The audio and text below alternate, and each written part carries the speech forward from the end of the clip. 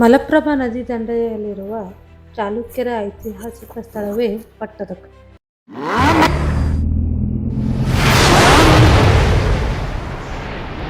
Friends, welcome back to my channel Aara explores. ಇದು ನೋಡಿ ticket counter. ಇಲ್ಲಿ ಇಂಡಿಯನ್ಸಿಗೆ 40 ರೂಪಾಯಿ ಐತ್ರಿ, ಫಾರಿನರ್ಸಿಗೆ 600 ರುಪೀಸ್ ಅದ.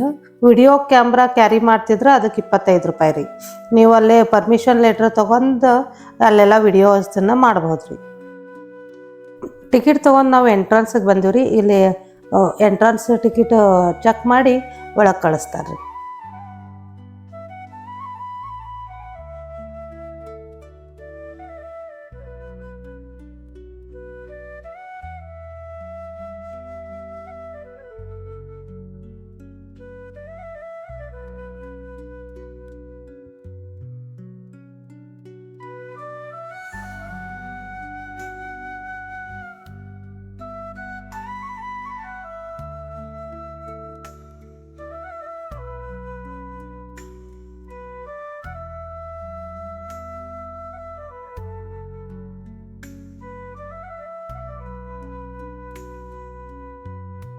ಇಲ್ಲಿನ ಶಿಲ್ಪಕಲೆಗಳ ಅವಶೇಷಗಳು ಚಾಲುಕ್ಯರ ಅನೇಕ ಕಥೆಗಳನ್ನು ಹೇಳುತ್ತದೆ. ಚಾಲುಕ್ಯರ ವಿಭಿನ್ನ ವಾಸ್ತುಶೈಲಿಯನ್ನು ದಕ್ಷಿಣ ಭಾರತದ ದ್ರಾವಿಡ ಶೈಲಿ ಮತ್ತು ಉತ್ತರ ಭಾರತದ ನಾಗರ ಶೈಲಿ.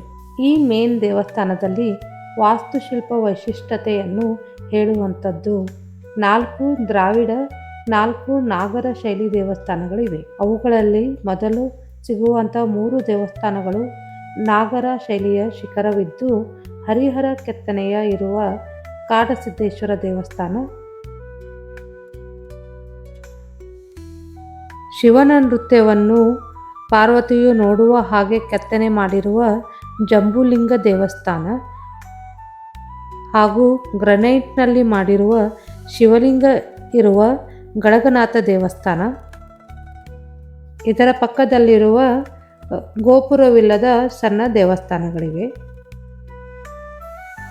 ಮತ್ತು 7ನೇ ಶತಮಾನದಲ್ಲಿ ವಿಕ್ರಮಾದಿತ್ಯ ಕಟ್ಟಿರುವ ದ್ರಾವಿಡ ಶೈಲಿಯ ಸಂಗಮೇಶ್ವರ ದೇವಸ್ಥಾನ.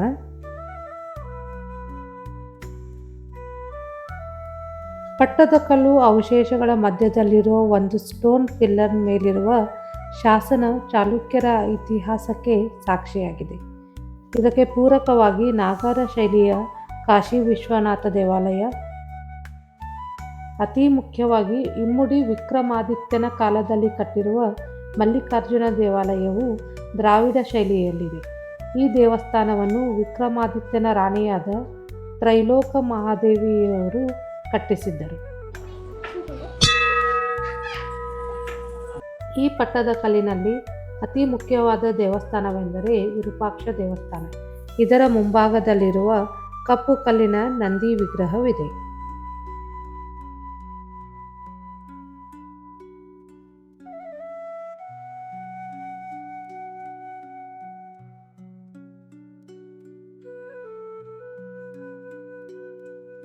ಲೋಕ ಮಹಾದೇವಿಯು ಕಟ್ಟಿಸಿರುವ ಸುಂದರವಾದ ಶಿವಲಿಂಗನ ದೇವಸ್ಥಾನವಿದೆ.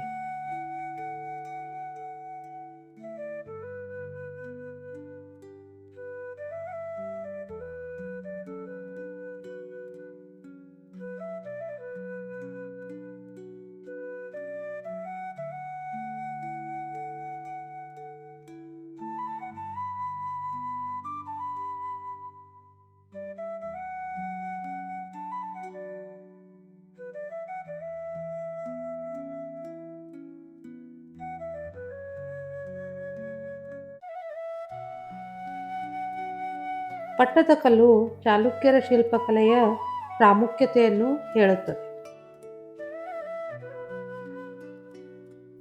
6ನೇ ಶತಮಾನದಲ್ಲಿ ಮಾಡಿರುವ ಈ ಕೆತ್ತನೆಗಳನ್ನು ನೋಡಲು ತುಂಬ ಸುಂದರವಾಗಿವೆ ಮತ್ತು ಇವುಗಳನ್ನು ವರ್ಣಿಸಲಿಕ್ಕೆ ಬರಲಾದಂತಹ